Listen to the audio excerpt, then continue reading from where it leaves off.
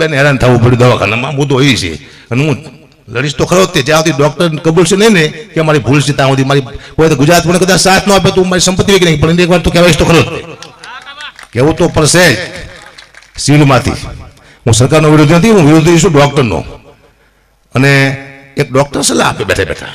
એ તો મારો હિસાબ માગે તમે 3-4 લાખ રૂપિયા લો છો ક્યાં નાખો છો તમે કેમ પ્રાઇવેટમાં ઓછા પૈસા કરાવ્યા બીજું મારી બેનના પૈસા મારે ન આપવાને કોક આપતું હોય એ મને ખબર છે પરા પીપળિયાના હાયર સમાજે બધો ખર્ચો પાડ્યો છે મેં તો ખાલી એમ કીધું ડૉક્ટરને કે ઓછા પૈસા કરો મારી ફરજમાં આવે એ છે ડૉક્ટર મને પાસે મામા એ કે 3-4 લાખ રૂપિયા લો છો હવે મેં તમને કોઈ દી પૂછ્યું ડૉક્ટર સાહેબ તમારો કેટલો પગાર છે એમ સાહ કરીને છે ડૉક્ટર મેં તમને પૂછ્યું એ કરીને કેટલા પૈસા લો છો કોરોનામાં તમે કેટલાનું કરી નાખ્યું મેં તમને પૂછ્યું મેં તો કોરોનામાં મારા બેંક બેલેન્સ ખાલી કર્યા તમારા બાપ કોરોનામાં મેં મારું બધા ખાતા ખાલી કર્યા તમે શું કર્યું તમે કોકના ખાતા ખાલી કરી ગયા પાછું તમે મને સલાહ આપો છો તમે સિવિલમાં હાજર નહોતા તમને શું ખબર પડી મેં આજ આરટીઆઈ કર્યું મામા એક સીસીટીવી કેમેરા મંગાવ્યા છે એવું દેખાય છે તો ખરો જ તેમાં શું થયું છે બધું પાકા પાયે ડૉક્ટરને હું નહીં ચલાવેલું કારણ કે નાના માણસો જે રાડ્યું પાડતા તે મેં જોયું છે મારી બેન તો હું પ્રાઇવેટમાં મારી પાસે 5 રૂપિયા લઈ ગયો નાના માણસો શું મુદ્દો મેં નાના માણસો માટે ઉપાડ્યો તો મારી માટે નથી ઉપાડ્યો ને આવી સલાહ આપવા કોઈ આવતા નહીં કડવો અનુભવ થયા નક્કા ભાને કડવો અનુભવ થયો છે તમે કહેતા હતા મોદીને મત દો ભાઈ મારે સરકારે કે લેવા દેવા તમે આવી વાતો કરશો નહીં રાજકીય મુદ્દા ઉપાડશો નહીં મારો મુદ્દો છે ડૉક્ટરનો અને એકે દાખલો મારો સેજ નહીં એકાદો વિડીયો લઈ આપો મેં કીધું કોઈક આને મત દો એમ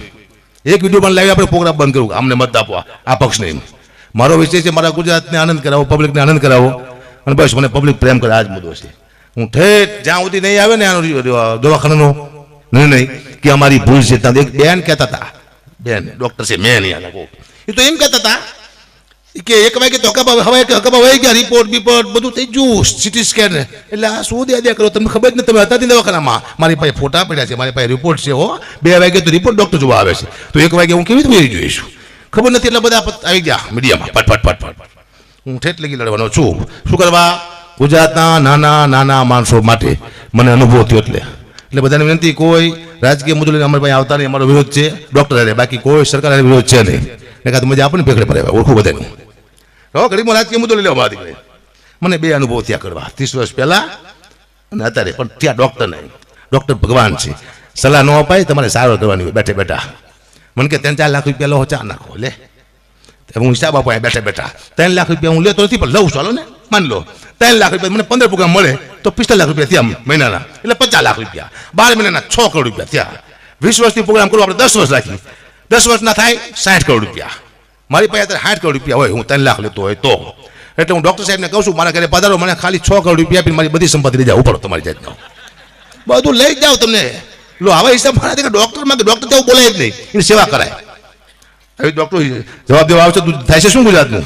કારણ આજ મને તકલીફ થાય કાલે બીજાને થાય છે નાના માણસ થાય છે બધાને થાય છે ડૉક્ટર એમ કહી દે છે વાર તો લાગશે તે નો વાર લાગે તમારો હગો વાર લાગવી જોઈએ 8:30 હું હોસ્પિટલમાં જો હો મામા 8:30 વાગે સિવિલમાં અને 2 વાગે હું બહાર નીકળ્યો ઇમરજન્સી માથામાં એમ જ થઈ ગયું હતું હવે કેટલી કલાક થઈ આટલી વાર માણા રહે ને હોસ્પિટલમાં મરી જાય પછી અમને સલાહ દેવામાં આ દીકરા કોઈ ખબરદાર સલાહ દેવા આવ્યો છે સલાહ જોતી નહીં આનંદ કરો બાકી કશું છે હું આનંદ કરવા માટે આવ્યો આ દુનિયામાં કહે છે અને આ સમૂહ લગ્ન છે હું જો વળગડ્યા જોઉં તો હું રાજી થઉં હો કારણ કે એક દિવસ મેં લગ્ન કર્યા હતા અને હું આટલો જ ખુશ હતો મને મત હું શું કરી લઈશ કંઈ ન કરી ડાયરા કરું છું પછી કંઈ થતું જ નથી આ તો વાતું છે લગ્ન કર્યા પછી કંઈ થતું કોઈ દાખલા છે નહીં કે કોઈ કંઈક કરીને દેખાડી દીધું કાંઈ નહીં કોઈ જાઓ જતી કશું થતું નથી જાય તરફ દુઃખની વાત છે પણ કરવી પડશે જીવનમાં આ જો દીકરો 10 વર્ષે આવ્યો તો મારો દીકરો હું ખુશ થઈ ગયો હતો તું જતો નહીં લા હા પૂછી લેવાનું